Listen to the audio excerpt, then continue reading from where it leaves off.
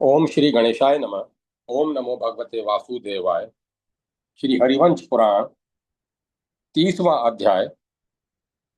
रंगशाला में मल्ल युद्ध के विषय में श्री कृष्ण के विचार। श्री कृष्ण और बलदेव के द्वारा चाणूर और मुष्टिक आदि का वध, कंस का संहार तथा पिता माता के चरणों में प्रणाम करके दोनों भाइयों का उनके घर में जाना। विषम पायन जी कहते हैं, जन्मे जय कमल नयन श्री कृष्ण अपने बड़े भाई बलराम को आगे करके बड़े वेग से रंगशाला में घुसे थे। उस समय उनके वस्त्र हवा के झोंके से फहरा उठे थे।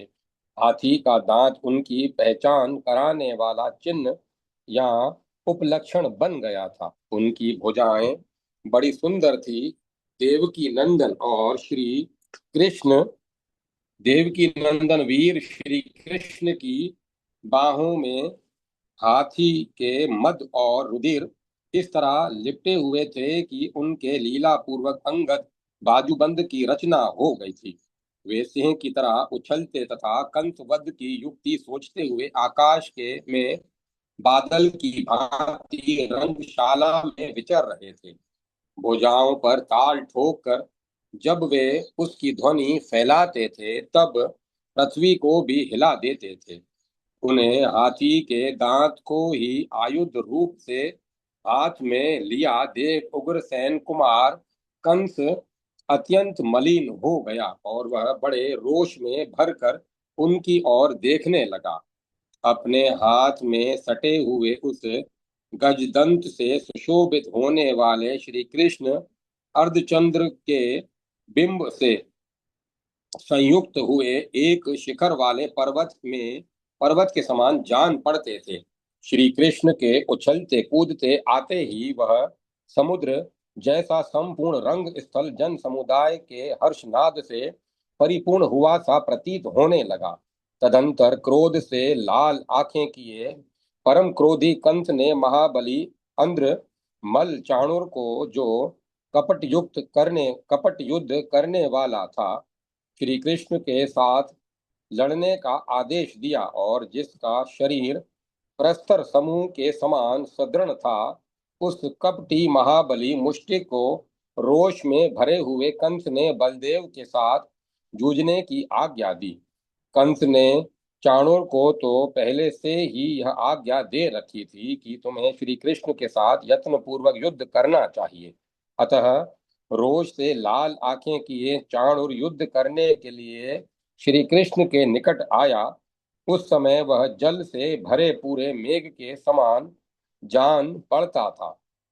राजा की ओर से शांत रहने की घोषणा होते ही वहां का सारा जन समुदाय नीरव तथा निश्चल हो गया।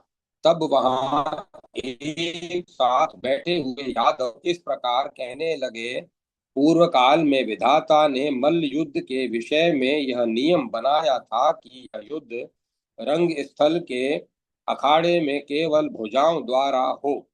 इसमें किसी प्रकार के अस्त्र शस्त्र का प्रयोग न किया जाए।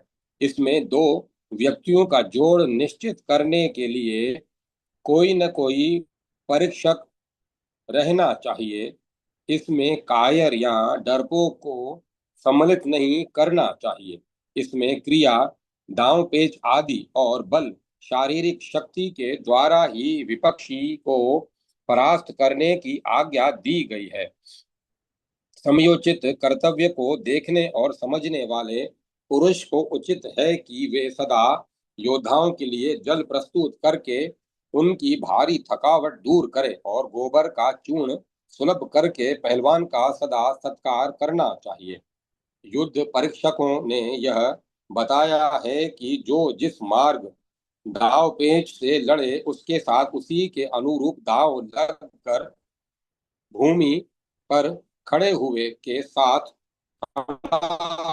होकर ही लड़ना चाहिए और एक एक योद्धा को क्रमशः एक एक के साथ ही लड़ना चाहिए।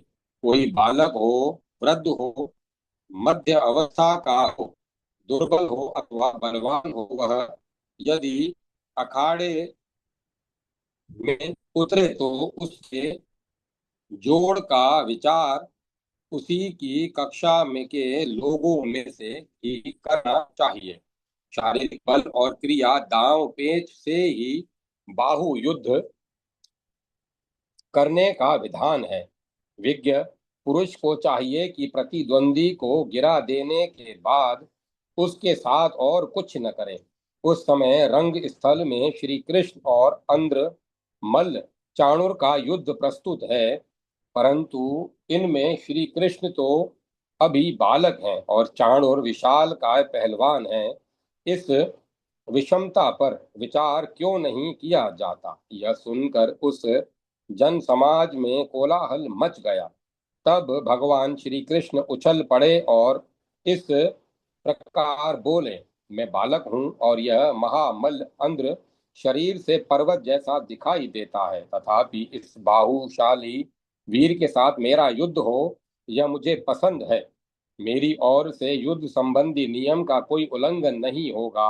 बाहु युद्ध करने वाले योद्धाओं का जो मत है उसे मैं कलंकित नहीं करूंगा। गोबर के चूर्ण को उबटन के समान शरीर में मलना, जल से धोना और गेरुए रंग का लेपन करना रंग स्थल अखाड़े में उतरने वालों का धर्म है। यह मल्लों का बनाया हुआ आचार है। संयम, एक दूसरे को पीछे हटाना, स्थिरता, अपने स्थान से न हटना, शौर्य, व्यायाम, स्थिर रहते हुए भी हाथ पैर फैलाना, सत्क्रिया, सत वर्ताव, मर्म स्थानों में चोट न पहुंचाना, असद व्यवहार से बचते हुए भी अधिक से अधिक बल प्रकट करना, इन छह स्थानों के द्वारा रंगभूमि में विजय रूप सिद्धि का प्राप्त होना निश्चित है। यह मल्ल युद्ध के विद्वानों का मत है। यह चाणूर अथवा कंस इस वैर रहित युद्ध को भी वैर युक्त कर देने का पर तुला हुआ है। अतः यहाँ इसका निग्रह करना आवश्यक है। ऐसा करने ऐसा करके मैं संपूर्ण जगत को संतुष्ट करूंगा। यह चाणूर नामक बाहु योधी मल्ल करुष देश में संपन्न हुआ है।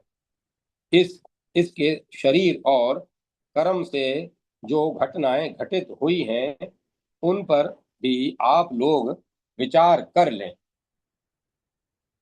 इसने रंगभूमि में अपना प्रताप प्रकट करने या दबदबा जमाने की इच्छा से बहुतेरे पहलवानों को भूमि पर गिराने के बाद मार डाला और इस प्रकार मल्ल मार्ग को कलंकित किया है। शस्त्र द्वारा युद्ध करने वाले योद्धाओं के लिए संग्राम में शत्रुओं को विदीर्ण कर देना ही सिद्धि है, परंतु मल्लों को प्रतिद्वंदी मल्ल को गिरा देने मात्र से रंग स्थल में विजय रूप सिद्धि प्राप्त हो जाती है। शस्त्र युद्ध में विजय पाने वाले को आश्रय कीर्ति प्राप्त होती है। यदि वह रंग क्षेत्र में शस्त्रों द्वारा मारा गया तो भी उसे स्वर्गलोक की प्राप्ति होती है।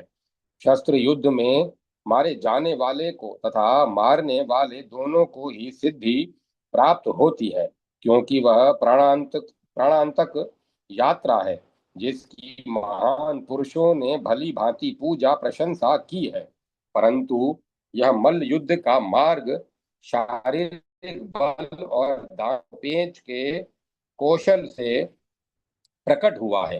अखाड़े में मरने वाले को कहाँ स्वर्ग मिलता है अथवा जीतने वाले को कहाँ का सुख प्राप्त होता है? किसी पंडित मानी राजा का प्रताप बढ़ाने के लिए जो कोई भी किसी पहलवान के द्वारा अपने अपराध से मारे गए हैं, वहां उस मल हत्यारे को हत्या जनित पाप ही लगता है। जब श्री कृष्ण ऐसा कह रहे थे उसी समय उनमें और चाणों में दोनों में ही अत्यंत करुण एवं भयानक युद्ध होने लगा। जैसे वन में दो हाथी लड़ पड़े, उनमें से जब एक दूसरे का कोई अंग जोर से दबा था तब दूसरा तुरंत उसका